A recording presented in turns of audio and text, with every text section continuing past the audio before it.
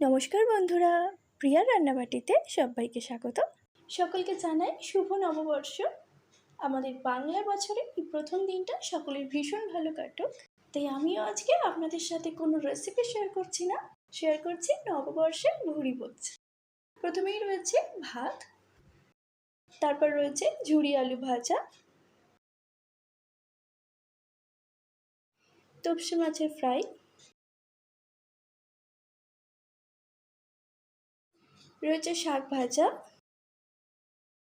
রয়েছে পটল ভাজা, আর রয়েছে বেগুন ভাজা। ভাজাভুজির পর্ব শেষ। এবার রয়েছে চিংড়ি মাছের মালাইকারি, পাবদা মাছের সর্ষে পোস্ত, আর রয়েছে চিকেন কষা, দই কাতলা,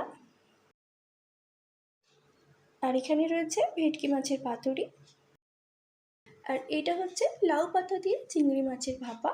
এটা কিন্তু গরম ভাতের সাথে খুবই ভালো লাগে। আর সঙ্গে ছিল গন্ধরাজ ঘোল,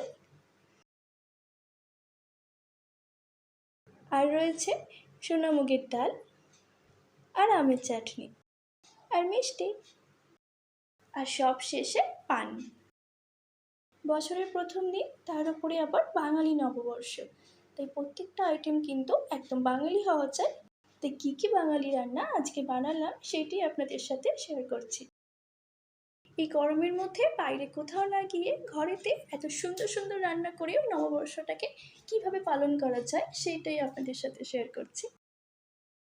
আর এত সব রান্না আমি নিজের হাতে বানানোর জন্যে কোনো রেসিপি কিন্তু আপনাদের সাথে আজকে শেয়ার করতে পারছি না। তো এই ছিল আজকে আমার নববর্ষের ভুরিভোজের আইটেম। আপনাদের নববর্ষটা কীরকম কাটলো আমাকে প্লিজ জানান। আর যদি ভালো লাগে আমার নববর্ষের এই ভুরিভোজের আইটেমগুলো, তাহলে প্লিজ লাইক করবেন, শেয়ার করবেন এবং সাবস্ক্রাইব করবেন। আবারও চলে আসবো নতুন কোনো রেসিপি নিয়ে।